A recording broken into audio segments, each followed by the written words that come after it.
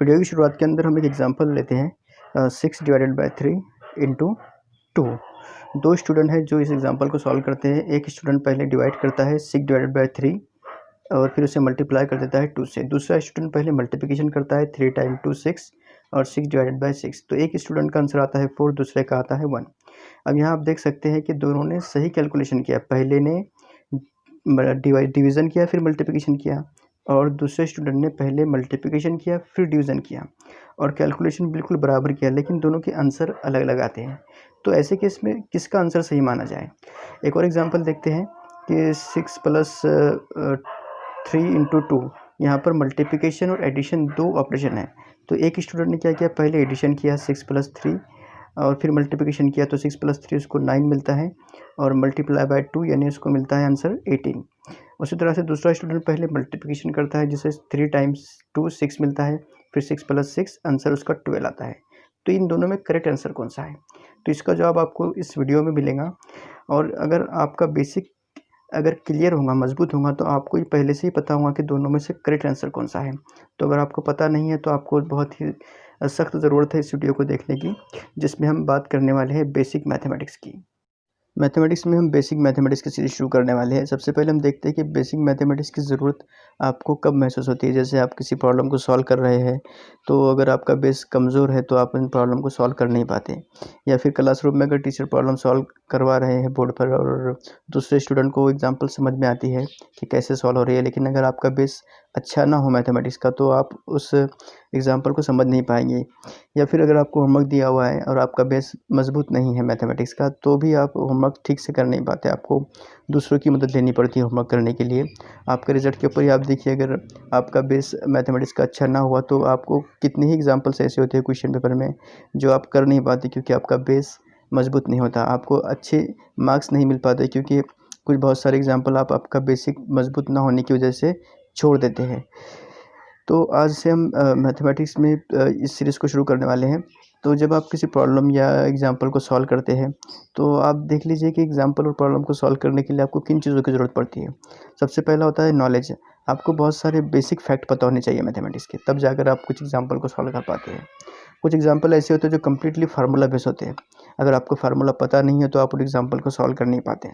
कुछ एग्जाम्पल होते हैं जिसके अंदर ना ही फार्मूला काम आता है ना ही फैक्ट काम आते हैं। उन एग्जाम्पल्स को आपको सिर्फ एल्गोरिथम की मदद से सॉल्व करना होता है। एक पर्टिकुलर तरीका दिया होता है, अगर आपको वो तरीका मालूम नहीं है तो आप उन एग्जाम्पल्स को सॉल्व नहीं कर पाते। इसके अलावा कुछ एग्जाम्पल्स ऐसी भी होती है जो थ्योरम बेस होती है। आपको अगर मसला पता नहीं है तो आप उन एग्जाम्पल को सॉल्व नहीं कर पाते। आपको फार्मूला पता है, आपको एल्गोरिथम मालूम है, आपको कुछ बेसिक फैक्ट होते हैं मैथमेटिक्स के वो पता है, लेकिन थ्योरम्स, एक पर्टिकुलर थ्योरम्स जो उस एग्जाम्पल को सॉल्व करने के लिए दरकार है, अगर आपको वो पता नहीं है तो आप उन एग्जाम्पल को सॉल्व कर नहीं पाते। कुछ प्रॉब्लम ऐसे होते हैं जो मेथड्स के ऊपर बेस होते हैं। आपको अगर उन एग्जाम्पल को सॉल्व करने का तरीका पता नहीं है तो आप एग्जाम्पल्स को सॉल्व कर नहीं पाते। कहने का मतलब ये कि अगर आप बेसिक मैथमेटिक्स सीखना चाह रहे हैं तो इसका मतलब ये नहीं है कि आप कुछ ज़ाब्ते याद कर ले, कुछ फार्मूले याद कर लेंगे तो आपका बेस मजबूत हो जाएगा। या फिर आप कुछ फैक्ट पता होंगे आपको तो भी आपका बेस मजबूत हो जाएगा। या फिर एग्जाम्पल को सॉल्व करने का तरीका आपने समझ लिया अच्छे से, मतलब आपका बेस मजबूत हो गया।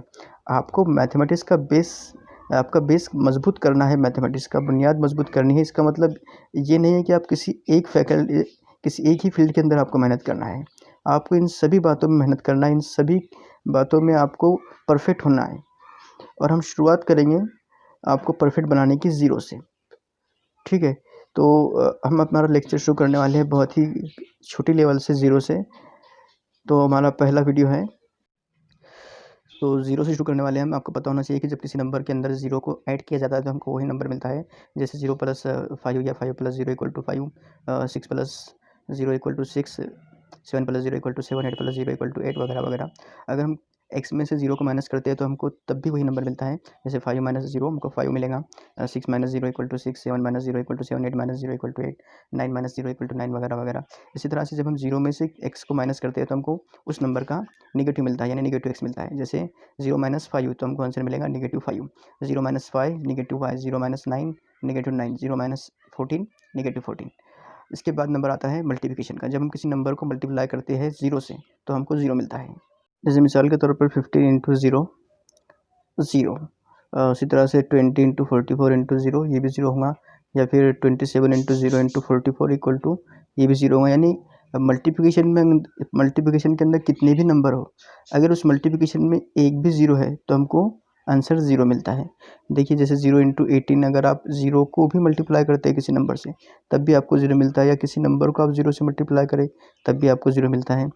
लेकिन इन्फिनिटी एक नंबर ऐसा है जिसको आप जब आप 0 से मल्टीप्लाई करते हैं तो आपको 0 नहीं मिलता, आपको एक इनडिटर्मिनेंट फॉर्म मिलता है।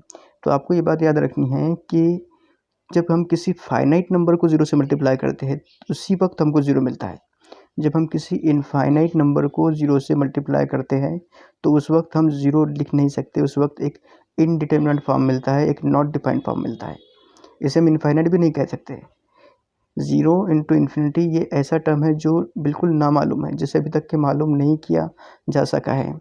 इसके बाद नंबर आता है डिवीज़न का। हम किसी भी नंबर को 0 को किसी भी नंबर से जब हम डिवाइड करते हैं तो हमको 0 मिलता है। जैसे 0/15 इक्वल टू 15, 0/10 इक्वल टू 0, 0/15 0 होता है, 0/10 0 होता है, या फिर 0/xyz कोई भी नंबर है वो हमको 0 मिलता है। एक्चुअल में आप यूँ समझिए कि हम 0 को मल्टीप्लाई कर रहे हैं 1/15 से, 0 को मल्टीप्लाई कर रहे हैं 1/10 से, या फिर 0 को किसी xyz नंबर से के रेसिप्रोकल से मल्टीप्लाई करते हैं तब जाके हमको 0 मिलता है। तो आप ये देखिए कि 0 को मल्टीप्लाई करने से भी हमको 0 मिलता है किसी भी नंबर को, और जब हम 0 को डिवाइड करते हैं किसी भी नंबर से उस वक्त भी हमको 0 मिलता है। लेकिन जब नंबर को हम 0 से डिवाइड करें, पहले हमने क्या किया, 0 को डिवाइड किया नंबर से तो हमको 0 मिल गया। अभी नंबर को डिवाइड करेंगे 0 से तो हमको उस वक्त अनडिफाइंड टर्म मिलती है, जिसे हम मालूम नहीं कर सकते। आमतौर पे इसे इनफाइनाइट भी हम लिख लेते हैं। आपको बहुत सारी जगह पे 1/0 का मतलब इनफाइनाइट दिखाऊंगा, वो भी सही है। तो आप एक तो अनडिफाइंड लिखिए या फिर इनफाइनाइट लिखिए। देखिए अनडिफाइंड और इनडिटर्मिनेंट फॉर्म के अंदर दोनों में फ़र्क होता है, खैर वो हम फिर कभी देखेंगे। देखिए अगर 4 है, 4 को आपने 0 से डिवाइड किया तो आपको अनडिफाइंड टर्म मिलेंगे या फिर इनफाइनाइट मिलेगा। आपने 27 को 0 से डिवाइड किया तब भी आपको इनफाइनाइट मिलेगा। 10 को डिवाइड किया 0 से तब भी आपको, XYZ किसी भी नंबर को आप 0 से डिवाइड कीजिए तो आपको अनडिफाइंड टर्म या फिर इनफाइनाइट मिलेगा। आप इनफाइनाइट को भी अगर 0 से डिवाइड करते हैं तो तब भी आपको इनफाइनाइट मिलेगा। अब इसके बाद है कि किसी भी नंबर की पावर में अगर 0 है तो 1 मिलता है। जैसे 2 टू द पावर 0 1 होगा, 100 टू द पावर 0 ये भी 1 होगा। उसके बाद में 786 पावर 0 ये भी हमको 1 मिलेगा, या फिर e टू द पावर 0 ये भी 1 मिलता है, 5 टू द पावर 0 ये भी 1 मिलता है। लेकिन इनफाइनाइट टू द पावर 0 ये 1 नहीं होगा। इनफाइनाइट टू द पावर 0 ये इनडिटर्मिनेंट फॉर्म है। उसी तरह से 0 टू द पावर 0 ये ना तो 0 होता है और ना ही 1 होता है, ये भी एक इनडिटर्मिनेंट फॉर्म है। तो आपको ये बात याद रखना है कि किसी भी नंबर की पावर में, किसी भी फाइनाइट नॉन ज़ीरो नंबर की पावर में अगर 0 है तो उस वक्त आपको 1 लिखना है। इनफाइनाइट की पावर में 0 ये एक इनडिटर्मिनेंट फॉर्म है, 0 की पावर में 0 ये भी एक इनडिटर्मिनेंट फॉर्म है, बाकी सबको आपको 1 लिख देना है।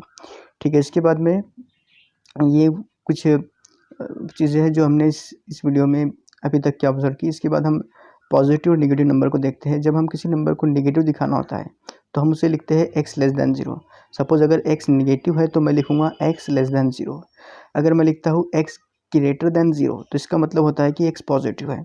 तो ये बात भी आपको याद रखना है 0 से रिलेटेड, कि अगर कोई नंबर है जो दिखाया गया है कि 0 से छोटा है तो आपको समझ लेना है कि वो नंबर निगेटिव है। अगर कोई नंबर है जिसे दिखाया गया है कि वो 0 से बड़ा है मतलब वो नंबर पॉजिटिव है। इसको नंबर लाइन पर अगर हम देखें तो 0 से जो राइट हैंड साइड पे नंबर है, 0 से राइट हैंड साइड पे 1 2 3 4 5 ये सब के सब 0 से बड़े नंबर है, तो ये सब के सब पॉजिटिव नंबर है। इसे डिफाइन करेंगे हम x ग्रेटर दैन 0, यानी हम लिख सकते हैं 1 greater than 0, 2 greater than 0, 3 greater than 0, 4 greater than 0 वगैरह वगैरह। तो जब भी किसी नंबर को पॉजिटिव दिखाना है मतलब उसे हम ग्रेटर दैन 0 दिखाएंगे। उसी तरह से 0 से जो लेफ्ट साइड में नंबर है -1, -2, -3 ये सब नंबर निगेटिव होते हैं, लेस दैन 0 से दिखाया जाता है।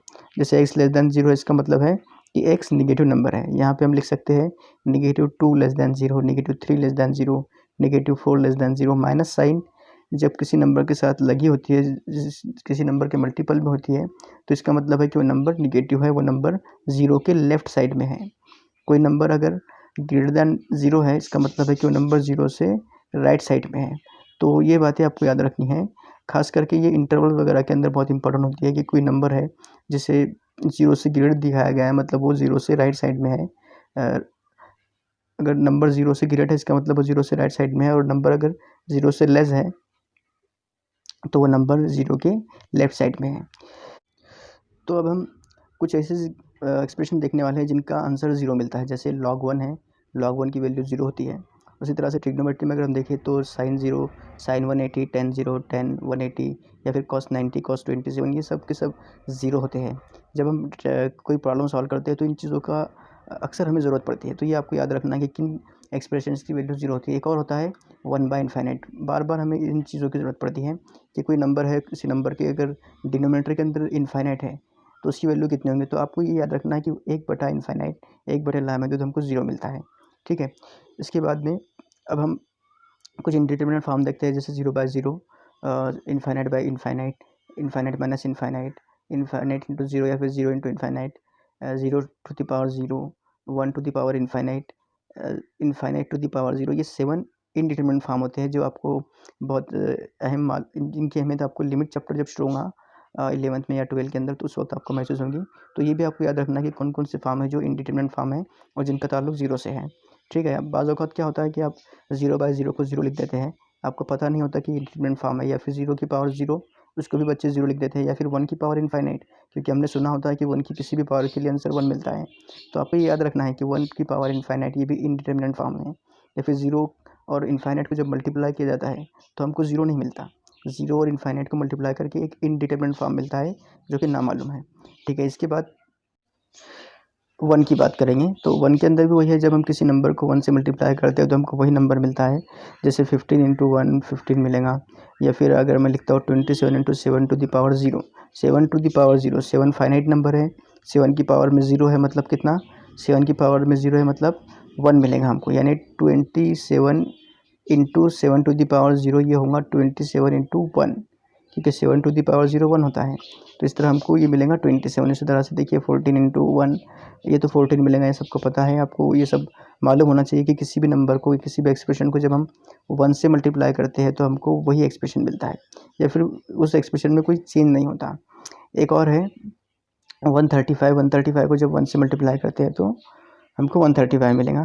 खैर, इसके बाद में एक होता है कि जब हम किसी नंबर को 1 से डिवाइड करते हैं, या जब किसी नंबर के डिनोमिनेटर में हमको 1 मिल जाता है, तो हमको सॉल्व करने के बाद वो नंबर एज इट इज़ मिलता है। जैसे अगर मैं 24/1 लिखूँ तो इसका मतलब होता है 24, और 45 को अगर मैं 1 से डिवाइड करूँ तो मुझे 45 मिलेगा, या फिर 100 को 1 से डिवाइड करूँगा तो 100 मिलेगा। यानी किसी भी नंबर को आप 1 से डिवाइड करो तो आपको वही नंबर मिलता है, ये बात आपको याद रखनी है। इसके बाद जब किसी नंबर के पावर में अगर 1 होता है, किसी भी नंबर के पावर में अगर 1 है तब भी हमको वही नंबर मिलता है। जैसे 2 टू द पावर 1 ये हमको 2 मिलेगा, 100 टू द पावर 1 ये भी हमको 100 मिलेगा, 786 टू द पावर 1 ये भी हमको वही नंबर मिलेगा 786। इसके बाद e टू द पावर 1 ये भी e मिलेगा, पाई टू द पावर 1 ये भी पाई मिलेगा। खैर, ये आपको याद रखना है कि किसी भी नंबर को 1 से मल्टीप्लाई करो तो वही नंबर मिलता है, 1 से डिवाइड करो तो भी नंबर में कोई चेंज नहीं होता। अगर नंबर की पावर में भी अगर हम 1 रखते हैं तो हमको वही नंबर मिलता है। इसके बाद कुछ हिडन टर्म्स हम देखते हैं, जैसे ए बी, अगर आपने बहुत जगह देखा होगा किसी भी एग्जांपल्स के अंदर a b x y z p q r इस तरह से लिखा होता है। तो अगर आपको कहीं पर ए बी दिखता है तो यहाँ पर आपको समझ लेना है कि ए और बी दोनों के दरमियान में मल्टीप्लिकेशन का साइन हाइड है, मतलब इसको मैं लिख सकता हूँ ए इंटू बी, ठीक है। जैसे अगर लिखा हुआ है 5BC, तो 5BC का मतलब है 5 इंटू बी इंटू सी, ठीक है। यानी 5B और सी तीनों के दरमियान में मल्टीप्लिकेशन का साइन है, ठीक है। इसके बाद में अगर आपको a इंटू ब्रैकेट बी लिखा हुआ दिखता है कहीं पर, तो इसका मतलब भी होता है कि a और b दोनों के दरमियान में मल्टीप्लिकेशन का साइन है। ब्रैकेट है, ब्रैकेट के बाहर कोई भी साइन आपको नज़र नहीं आ रहा, लेकिन यहाँ पर हिडन है ये मल्टीप्लिकेशन का साइन। तो ये आपको याद रखना है कि XYZ अगर हो, या फिर 5x हो, या फिर a इंटू ब्रैकेट बी हो, इस तरह के एक्सप्रेशन है जिनके दरमियान में कोई साइन नहीं है, तो इसका मतलब होता है कि उन दोनों के दरमियान में मल्टीप्लिकेशन का साइन है। जैसे a into bracket B plus C, तो यहाँ पर a और ब्रैकेट इन दोनों के दरमियान में मल्टीप्लिकेशन का साइन है। यानी अब इन दोनों को मल्टीप्लाई करना है। अच्छा ठीक है, और देखते हैं हम, जैसे नेगेटिव एक्स है। नेगेटिव एक्स का मतलब ये होता है कि एक्स के साथ में माइनस का साइन है, लेकिन अगर अकेला एक्स लिखा हुआ है तो अकेला एक्स है जिसके साथ में माइनस का साइन नहीं है, यानी ऐसा नंबर जिसके साथ में कोई साइन नहीं होता है तो उस नंबर के साथ में प्लस का साइन हाइड होता है, उसके साथ में प्रेजेंट होता है हमेशा। किसी भी नंबर के साथ में हमेशा प्लस साइन प्रेजेंट होता है अगर वहाँ पर माइनस नहीं है तो। ये बात भी आपको याद रखना है, इसका भी बहुत इंपॉर्टेंट रोल होता है जब हम बहुत सारे एग्जाम्पल्स को सॉल्व करते हैं। इसके बाद आप देखिए कि जैसे 2b लिखा हुआ है, तो अभी हमने देखा कि 2b का मतलब होगा 2 इंटू बी, ठीक है, 2 टाइम्स बी। तो 2 टाइम्स बी, या फिर इसे अगर हम एडिशन में लिखना चाहें तो हम लिख सकते हैं बी प्लस बी, ठीक है। जैसे अगर यहाँ पे लिखा हुआ है 5x, तो 5x को हम लिखेंगे मल्टीप्लिकेशन में 5 इंटू एक्स, 5 और x के दरमियान में मल्टीप्लिकेशन का साइन है। लेकिन 5x को हम और लिख सकते हैं इस तरह से, x प्लस एक्स, ये 3x हो गए, प्लस एक्स, यानी x को 5 बार जमा कर देना है, तब जाके भी हमको 5x मिलता है। इसी तरह से अगर मेरे को 100 मुझे लिखना है, 100p लिखना है, तो मैं इसे लिख सकता हूँ 100 इंटू पी, या फिर इसे आप लिख सकते हैं p plus P plus P plus P. आप इसे 100 टाइम इसी तरह से ऐड करते जाइए, 100 टाइम्स प्लस p, तब जाके भी आपको 100p मिलेगा। तो यहाँ पर आपको एक रिलेशन समझ लेना चाहिए कि 2x का मतलब 2 इंटू एक्स भी होता है और 2x का मतलब x प्लस एक्स भी होता है। तो यहाँ आपको कन्फ्यूज़ नहीं होना है। बाज़ दफ़े क्या होता है कि आपको 5x का मतलब कुछ एग्जांपल के अंदर 5x का मतलब आपको 5 इंटू एक्स से लेना होता है एग्जांपल के मुताबिक, और कुछ जगह पर आपको 5x का मतलब x plus x plus x plus x plus x इस तरह से आपको लिखना होता है। तो ये दोनों का मतलब एक ही होता है, ये आपको जहन में रखना है, ठीक है। इसके बाद में आपको देखिए यहाँ पर कि अगर x लिखा हुआ है तो x अकेला नहीं होता। मैंने आपको पहले बताया कि x के साथ में बहुत सारी चीज़ें हाइड होती है। जैसे अगर x अकेला है तो इसका मतलब है कि x के साथ में 1 पहले से प्रेजेंट है। जैसे यहाँ पर अगर x लिखा हुआ है तो उसके डिवीज़न के अंदर भी x प्रेजेंट है। अगर x लिखा हुआ है तो उसके पावर के अंदर 1 प्रेजेंट है, ठीक है। अगर x लिखा हुआ है तो उसके मल्टीप्लिकेशन में प्लस साइन प्रेजेंट है। तो ये चीज़ें आपको याद रखनी है। किसी भी नंबर के मल्टीप्लिकेशन में 1 होता है, डिवीज़न में 1 होता है, पावर में 1 होता है, उसके मल्टीप्लिकेशन में हमेशा प्लस साइन होती है, अगर वहाँ पे कुछ लिखा हुआ नहीं है तब भी। फिर में आप देखिए कि आपको बताऊँगा कि 5 माइनस 5 ये 0 होता है, सबको पता है। 6 माइनस 6 ये भी 0 होता है। यानी हम सेम नंबर में से सेम नंबर को अगर सब्ट्रैक्ट करते हैं तो हमको 0 मिलता है। लेकिन आपको ये बात पता होनी चाहिए कि जब हम इनफाइनाइट में से इनफाइनाइट को माइनस करते हैं तो इनफाइनाइट में से इनफाइनाइट माइनस करने के बाद हमको 0 नहीं मिलता। इनफाइनाइट माइनस इनफाइनाइट ये इनडिटरमिनेट फॉर्म होता है। तो ये आपको याद रखना है कि जब हम फाइनाइट नंबर में से फाइनाइट नंबर को माइनस करते हैं, दोनों भी अगर सेम है तो 0 मिलता है, लेकिन इनफाइनाइट माइनस इनफाइनाइट ये हमको 0 नहीं मिलता। इसके बाद में आप देखिए एक एग्जांपल, 8 माइनस 6 हमको 2 मिलेगा, लेकिन 6 माइनस 8 ये हमको -2 मिलेगा। तो पॉजिटिव 2 और -2 कब लिखना है ये भी आप याद रख लीजिए। जब हम किसी बड़े नंबर में से छोटे नंबर को सब्ट्रैक्ट करते हैं, माइनस करते हैं, तो हमको प्लस मिलता है। लेकिन जब हम छोटे नंबर से बड़े नंबर को सब्ट्रैक्ट करें, छोटे से बड़े को सब्ट्रैक्ट करें, छोटे से बड़े को कम करें, तो हमको नेगेटिव नंबर मिलता है।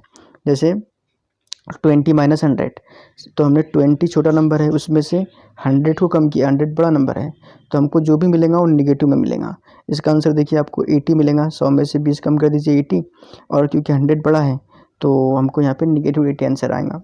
यानी दोनों में से जिसके साथ में माइनस है, बड़ा नंबर जो है, बड़े नंबर के साथ जो साइन है वही आंसर के साथ में हमको लगा देनी है। जैसे 100 बड़ा था, 100 के पहले आपको माइनस साइन था, तो हमने यहाँ पर आंसर के साथ में माइनस साइन लगा दिया। जैसे एग्जांपल 220 में से हम अगर 20 को माइनस करें, दोनों में बड़ा नंबर है 220, तो 220 के साथ में कौन सी साइन है, साइन नज़र नहीं आ रही, मतलब उसके साथ में प्लस साइन है। तो हमको आंसर जो मिलेगा वो मिलेगा 200, और 200 के साथ में प्लस की साइन आएगी, ठीक है। तो आपको ये बात याद रखना है कि जब हम स्मॉल नंबर से लार्ज नंबर को सब्ट्रैक्ट करते हैं तो हमको नेगेटिव नंबर मिलता है, नेगेटिव मिलता है। जब हम लार्ज से स्मॉल को माइनस करेंगे तो हमको पॉजिटिव नंबर मिलेगा। ये बहुत ही इंपॉर्टेंट चीज़ है, ये आपको याद रखना है। इसका बहुत सारे एग्जाम्पल को सॉल्व करने में इस्तेमाल होता है। चलिए अब मल्टीप्लिकेशन की बात करते हैं, मल्टीप्लिकेशन ऑफ साइंस की बात। जैसे अगर दो सिंबल है, दो नंबर है, दोनों पॉजिटिव है तो उनका मल्टीप्लिकेशन भी पॉजिटिव होगा। जैसे एक्स और वाई दोनों पॉजिटिव थे इसलिए दोनों का मल्टीप्लिकेशन एक्स वाई हमको पॉजिटिव मिला। फॉर एग्जांपल 4 टाइम 5 हमको 20 मिलेगा, 3 टाइम 8 ये 24 मिलेगा।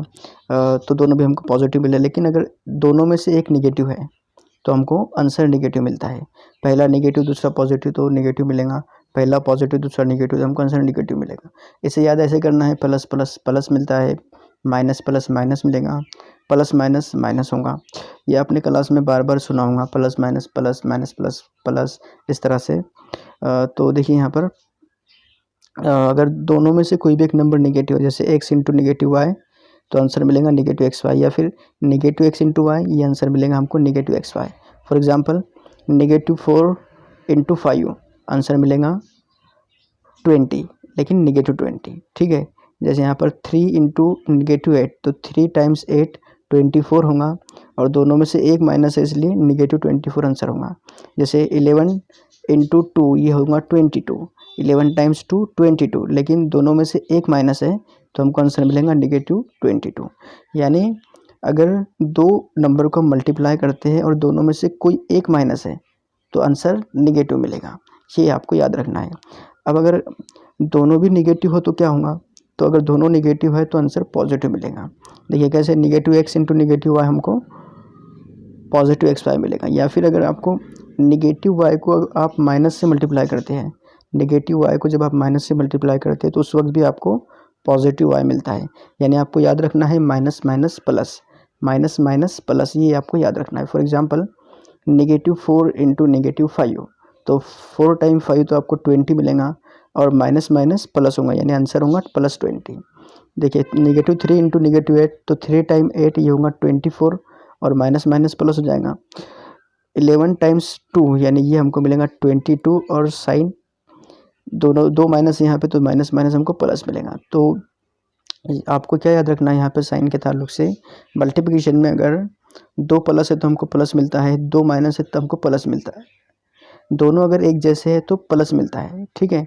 अगर दोनों अलग अलग है, एक माइनस एक प्लस एक माइनस, तो हमको माइनस लिखना है। यानी अगर दोनों की बात मिलती जुलती है तो प्लस लिखना है, दोनों की बात अगर नहीं मिलती है तो हमको माइनस लिखना है। तो देखिए यहाँ पर एक और एग्जांपल देखते हैं, जैसे 4 माइनस निगेटिव 5 तो 4 माइनस निगेटिव 5 को हम जब सॉल्व करेंगे तो 4 एज इट इज़ होगा, लेकिन यहाँ पे दो माइनस है, दोनों मल्टीप्लिकेशन में है तो माइनस माइनस प्लस हो जाएगा, और फिर प्लस 5, इस तरह से हम इसे सॉल्व करेंगे, आंसर आएगा 9। एक और एग्जांपल देखिए 3 माइनस निगेटिव 11 तो 3 एज इट इज़ होगा, और माइनस माइनस प्लस होगा यानी यहाँ पे प्लस लिखना है, और 11 एज इट इज़ तो 3 माइनस निगेटिव 11 बन जाएगा 3 प्लस 11 यानी ये हो जाएगा 14। एक सिंपली मैं लिख देता हूँ यहाँ पर x minus negative y, x minus negative y में x एज इट इज़, और ये माइनस माइनस प्लस होगा, और y एज इट इज़। तो आप इससे समझ लीजिए कि आपको माइनस को किस तरह से हैंडल करना है।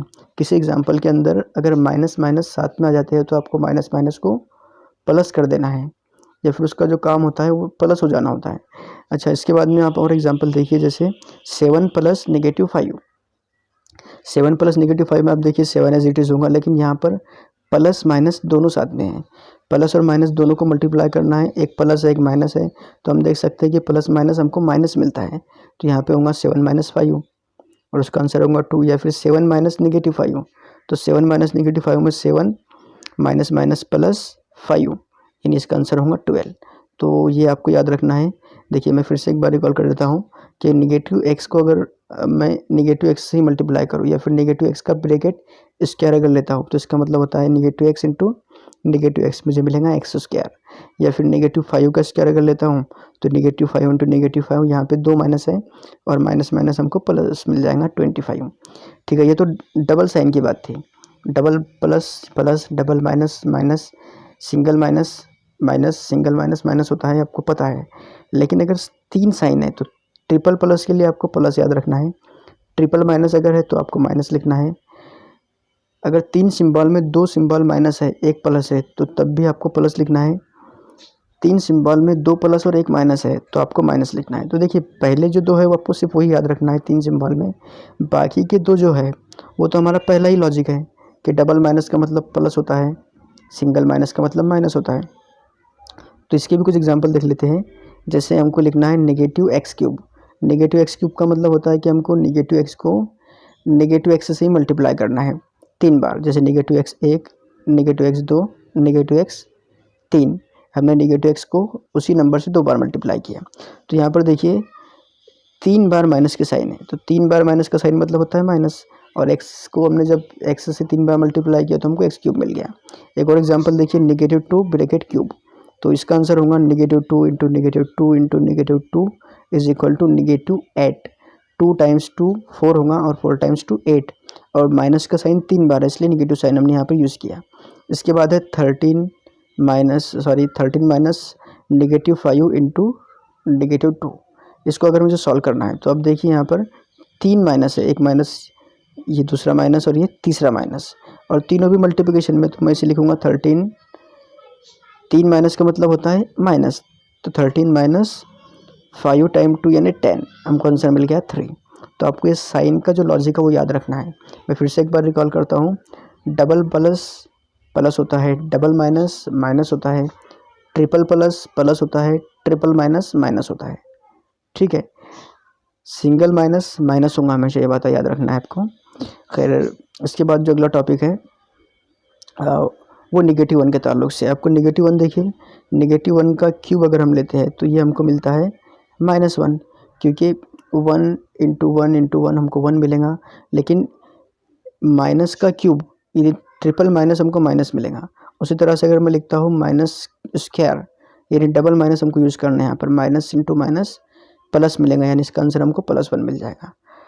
देखिए यहाँ पर हमको एक कंक्लूजन पर पहुँचना है, वो ये कि जब नेगेटिव 1 की पावर में n होता है, और अगर n एक इवन नंबर है, इवन मतलब 2 4 6 8, इवन नंबर यानी ऐसा नंबर जो 2 से कम्प्लीटली डिवाइड हो जाता है, तो अगर n की -1 की पावर में कोई इवन नंबर है तो हमको आंसर +1 मिलता है। लेकिन अगर नेगेटिव 1 की पावर में कोई ऑड नंबर है, यानी नेगेटिव 1 की पावर में ऑड यानी 3 5 7 9 इस तरह का नंबर है जो 2 से कम्प्लीटली डिवाइड नहीं होता, तो आंसर हमको नेगेटिव 1 मिलता है। जैसे मिसाल के तौर पर नेगेटिव 1 टू द पावर 7, 7 एक ऑड नंबर है, तो नेगेटिव 1 टू द पावर 7 हमको नेगेटिव 1 मिलेगा। या फिर नेगेटिव 1 टू द पावर 70, 70 एक इवन नंबर है, तो हमको नेगेटिव 1 टू द पावर 70 का आंसर +1 मिलेगा।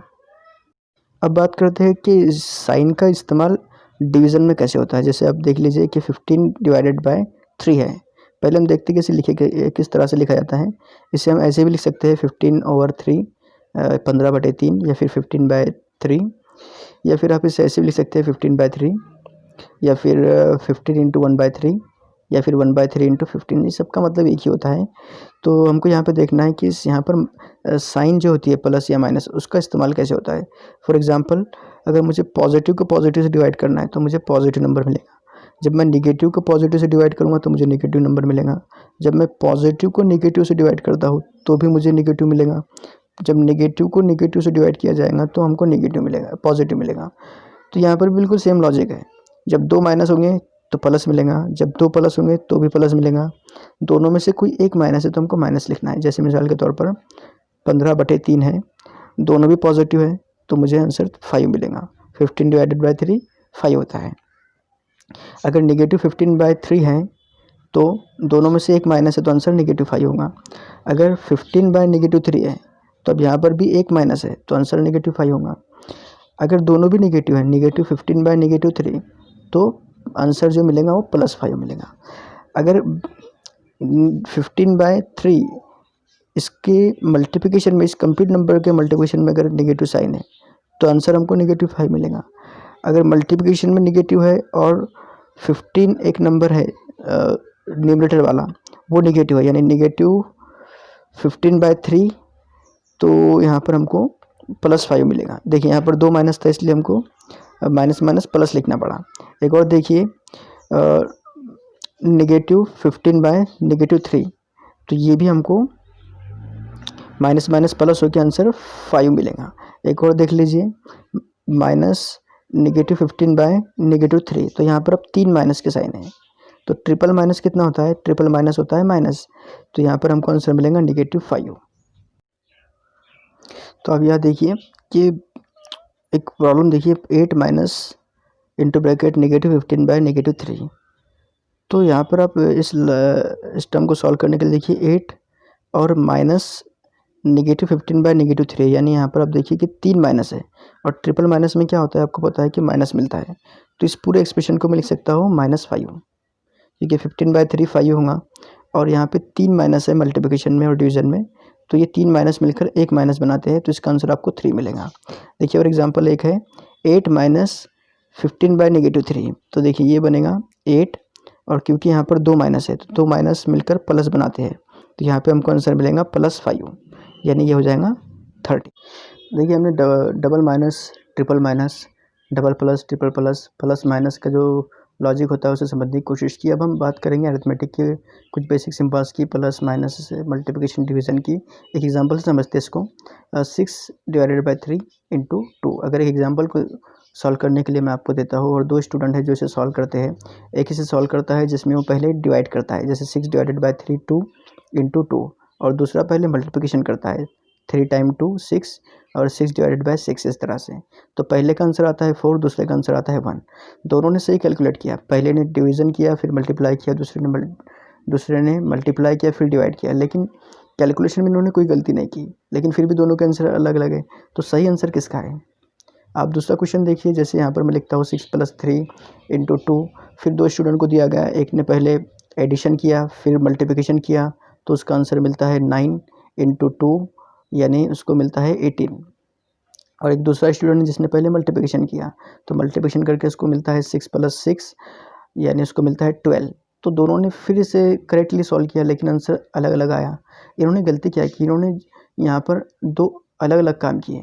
पहले ने पहले एडिशन किया फिर मल्टीप्लिकेशन किया, दूसरे ने पहले मल्टीप्लिकेशन किया फिर एडिशन किया, तब जाके दोनों के जवाब हमको अलग अलग मिले। तो यहाँ पर दोनों में से करेक्ट आंसर किसका है? देखिए इस बात को समझने के लिए आपको समझना पड़ेगा ऑर्डर ऑफ ऑपरेशंस। मैथमेटिक्स के अंदर जो प्लस माइनस मल्टीप्लिकेशन डिवीज़न होते हैं, इन्हें हम अपनी मर्ज़ी से इस्तेमाल नहीं कर सकते। अगर किसी प्रॉब्लम के अंदर ये चारों भी एक साथ आते हैं, तो किसको पहले यूज़ करना है किसको बाद में यूज़ करना है, इस बात का अंदाज़ा आपको होना चाहिए। तो इसकी एक सीक्वेंस है जो आपको याद रखनी है। किसी भी कैलकुलेशन में किसी प्रॉब्लम के अंदर सबसे पहले सॉल्व किया जाता है ब्रैकेट्स को, उसके बाद सॉल्व किया जाता है एक्सपोनेंट्स को, उसके बाद में मल्टीप्लिकेशन डिवीज़न, और लास्ट में एडिशन एंड सब्ट्रैक्शन। ब्रैकेट्स क्या होते हैं? ब्रैकेट्स आपको पता है कि एक कर्व ब्रैकेट्स होगा, या फिर एक मेहराबी कॉस होगा, एक मुस्ततिली कॉस होगा। तो ये कॉसेस को आपको सॉल्व करना है। कर्व ब्रैकेट है, कर्ली ब्रैकेट है, स्क्वायर ब्रैकेट है। उसके बाद में एक्सपोनेंट के अंदर आपको पावर की टर्म मिलेंगी जिसमें कुव्वत नुमा होता है, या फिर स्क्वायर रूट की टर्म मिलेंगी, उन्हें सॉल्व करना है। पहले ब्रैकेट फिर एक्सपोनेंट, उसके बाद में मल्टीप्लिकेशन को सॉल्व करना है आपको। मल्टीप्लिकेशन या डिवीज़न किसी को भी, दोनों में से किसी को भी, जो पहले लेफ्ट में है पहले उसी को सॉल्व करना है। लेफ्ट में अगर मल्टीप्लिकेशन है तो मल्टीप्लिकेशन को सॉल्व करेंगे, अगर लेफ्ट में डिवीज़न है तो पहले डिवीज़न को सॉल्व करेंगे, और लास्ट में एडिशन और सब्ट्रैक्शन होगा। तो ये सीक्वेंस आपको याद रखना है, bracket, exponent, multiplication, division, addition, subtraction. तो देखिए एग्जांपल के जरिए से समझते हैं। जैसे एग्जांपल है हमारे पास 6 + 3 × 2। तो हमारे पास जो सीक्वेंस है, सीक्वेंस में क्या है, bracket, exponent, multiplication, division, addition, subtraction. तो इस सीक्वेंस के अंदर कौन पहले आता है? प्रॉब्लम के अंदर हमको एडिशन और मल्टीप्लिकेशन दो काम करने हैं, प्लस भी करना है और मल्टीप्लाई भी करना है। तो पहले कौन सा अमल करना है, तो हमको इस सीक्वेंस में देखना है कि मल्टीप्लिकेशन तीसरे नंबर पे है और एडिशन चौथे नंबर पे है। तो पहले आता है मल्टीप्लिकेशन, इसलिए हम पहले करेंगे मल्टीप्लाई। तो 3 × 2 पहले करना है और फिर बाद में उसमें 6 को ऐड कर देना है। तो 3 × 2 हमको 6 मिलेगा, और 6 + 6 ये हमको आंसर मिलता है 12। तो 12 आंसर करेक्ट है। ठीक है, जो हमने यहाँ पर 18 आंसर लिया था वो आंसर गलत था, तो करेक्ट आंसर 12 है।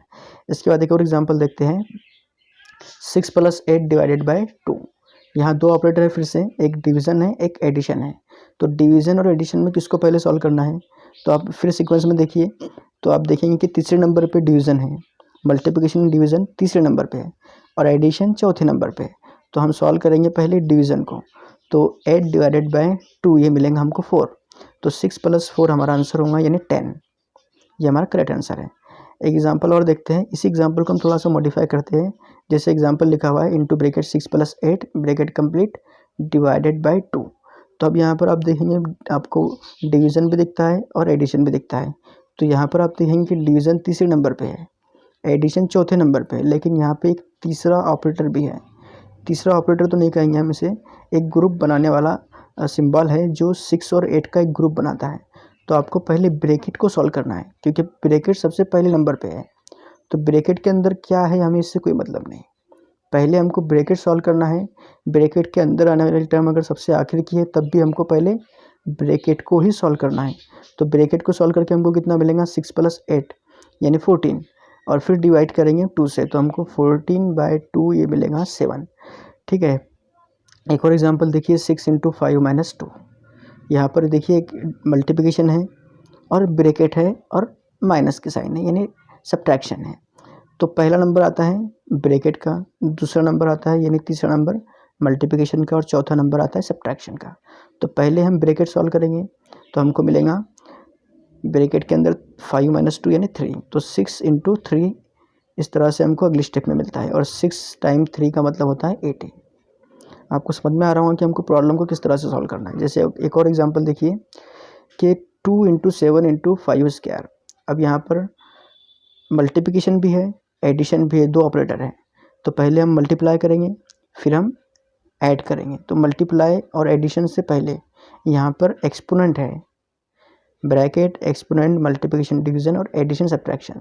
तो सबसे पहले हमको एक्सपोनेंट को सॉल्व करना होगा। एक्सपोनेंट कौन सा है, 5², यानी हमें 5² का आंसर 25 पहले सॉल्व कर लेना है, उसके बाद बाकी के ऑपरेटर्स।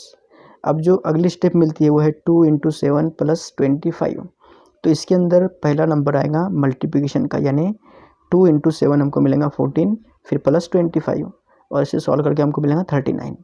तो आपको सीक्वेंस याद रखना है, bracket, exponent, multiplication, division, addition, subtraction. एक और एग्जांपल देखिए, 5 + 8 या फिर 8 + 5 - 4 × 3। क्या नंबर है, किसका नंबर पहला होगा, तो पहला नंबर होगा ब्रैकेट का। ब्रैकेट में है 8 + 5 यानी 13 मिलेगा हमको, बाकी टर्म एज इट इज़ -4 × 3। अब अगली स्टेप के अंदर सब्ट्रैक्शन और मल्टीप्लिकेशन है। तो पहला काम कौन सा होगा, हमारा पहला काम होगा मल्टीप्लाई करने का। तो 13 - 4 × 3 यानी 13 - 12, और लास्ट में सब्ट्रैक्शन यानी 1, 13 - 12 1। एक और एग्जांपल देखिए, 6 ÷ 3 × 2। हाँ, ये बहुत इंपॉर्टेंट एग्जांपल है। यहाँ पर मल्टीप्लिकेशन और डिवीज़न दो ऑपरेटर हैं। तो आप देखिए कि मल्टीप्लिकेशन और डिवीज़न दोनों भी तीसरे नंबर पे आते हैं। तो पहले किसे सॉल्व करना है, तो हमने यहाँ पे पहले बता दिया कि लेफ़्ट टू राइट सॉल्व करना है। जो पहले लेफ़्ट में है पहले उसे सॉल्व करेंगे, और जो राइट में उसे फिर बाद में सॉल्व करना है। जैसे लेफ़्ट में है डिवीज़न, 6 ÷ 3 ये लेफ़्ट में है, तो पहले हम 6 को डिवाइड करेंगे 3 से, जिसका आंसर आएगा 2, और फिर मल्टीप्लाई करेंगे, और इस तरह से हमारा आंसर आएगा 2 × 2 यानी 4। एक और एग्जांपल देखिए, 9 + 5 ÷ 2 - 3। अभी यहाँ पर आपको दो ऑपरेटर नज़र आ रहे होंगे, एडिशन और सब्ट्रैक्शन, दोनों क्लियर नज़र आ रहे होंगे। इसके साथ साथ आपको डिवीज़न भी दिख रहा होगा। 9 + 5 को आपको 2 से डिवाइड करना है। तो जो हमारे पास में सीक्वेंस है उसके अंदर पहले है ब्रैकेट, फिर एक्सपोनेंट, फिर मल्टीप्लिकेशन, डिवीज़न और फिर एडिशन। अगर हम इसके हिसाब से चले तो हमको सबसे पहले यहाँ पर डिवीज़न करना होगा, क्योंकि डिवीज़न तीसरे नंबर पे है, और चौथे नंबर पर है एडिशन और सब्ट्रैक्शन। लेकिन यहाँ पर एक और टर्म है जो आपको नज़र नहीं आ रही। देखिए यहाँ पर 9 + 5 जो है, भले ही यहाँ पर कोई ब्रैकेट दिया हुआ नहीं है, लेकिन 9 + 5 ये एक अपना अलग से ग्रुप बनाते हैं, और ये ग्रुप कम्प्लीटली ग्रुप को हमको 2 से डिवाइड करना है।